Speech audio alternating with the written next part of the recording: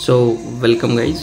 Okay, तर आज आपण शोल्डरसाठी लागणाऱ्या जे वर्कआउट्स आहेत, ठीक आहेत, जे बिगिनर लोक आहेत त्यांच्यासाठी जे बेस्ट म्हणू शकतो किंवा आपण म्हणू शकतो की इझी टू डू वर्कआउट्स आहेत ना, ते आपण आज बघणार आहे. ठीक आहे, तर जे हे वर्कआउट करण्याआधी हे लक्षात ठेवायचं की वॉर्मअप हा झालाच पाहिजे. ठीक आहे, फर्स्ट तुम्ही वॉर्मअप प्रॉपर करा.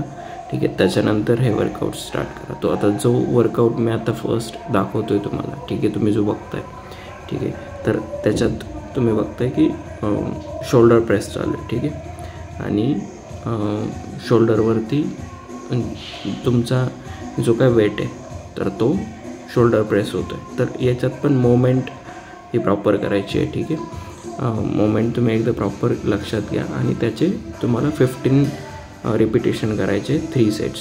ओके, नेक्स्ट सेकंड जी एक्सरसाइज तुम्हाला करायची आहे की वर्कआउट जे तुम्हाला करायचं आहे, ठीक आहे, स्टँडिंग पोझिशनमध्ये तुम्ही पुल करतायत आता. ठीक आहे, तर याच्यात हे लक्षात ठेवायचं की तुमच्या शोल्डरवरती तो स्ट्रेन आला पाहिजे. ओके, याच्यात तुमचे जे बायसेप्स असतात त्यावरती पण थोडा स्ट्रेन येतो, बट मेन आपण जो फोकस असतो, ओके, सो तुमचा जो माइंडचा जो फोकस आहे तो शोल्डरवरती असला पाहिजे.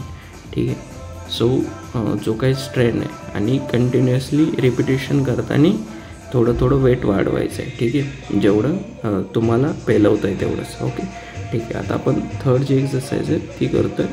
ठीक आहे, थर्ड एक्सरसाइजमध्ये पुन्हा जे नॉर्मल सगळ्या जिममध्ये अवेलेबल असतात डंबेल्स घ्यायचे. ठीक आहे, आणि फुल हँड स्ट्रेच करतो आहे आपण. ठीक आहे, स्ट्रेच करताना हे लक्षात ठेवायचं की तुमचे जे हँड्स आहेत हे शोल्डरच्या लेवलला किंवा शोल्डरच्या थोडं वरती, जेणेकरून तुमच्या शोल्डरवरती त्याचा स्ट्रेन येईल. अशा पद्धतीने त्याला फुल स्ट्रेच करायचं आहे. ठीक आहे, आणि यात पण 3 रिपिटेशन्स करायचे आपल्याला. अगेन वेट तुम्हाला जेवढं पेलवतं आहे तेवढं अगेन तुम्ही वाढवू शकता थोडं. ठीक आहे, नेक्स्ट आपली जी फोर्थ जो तुम्हाला वर्कआउट करायचा आहे. ठीक आहे, अगेन इथे तुम्ही जे तुमची शोल्डर आहे, अगेन तुम्ही 2 डंबेल्स घ्यायचे आणि डंबेल्सला तुम्ही अगेन पुशअप करायचं आहे. ओके, हे करताना पण जेव्हा तुम्ही नवीन असतात तेव्हा काय होतं की तुम्हाला ते बॅलन्सिंग थोडंसं वेटनुसार, ठीक आहे, जर तुम्ही ओव्हर वेट केलं तर बॅलन्सिंग होत नाही प्रॉपर.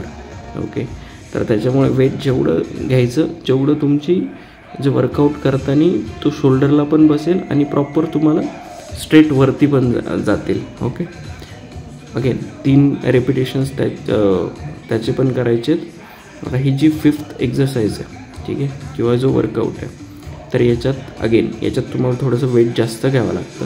ठीक आहे, कधी पण 10, 12.5, 15 असं जेव्हा तुम्ही स्टार्टिंगला येतात तेव्हा तुम्ही तिथून चालू केलं पाहिजे आणि प्रॉपर शोल्डर अप करायचे आहेत. ठीक आहे, याचे पण तुम्हाला 3 रिपिटेशन्स 15 सेट्स. हे होते शोल्डरसाठीचे बेस्ट 5 वर्कआउट्स. ओके, और इझी टू डू वर्कआउट्स ते तुम्ही करू शकता जिममध्ये. Thanks for watching.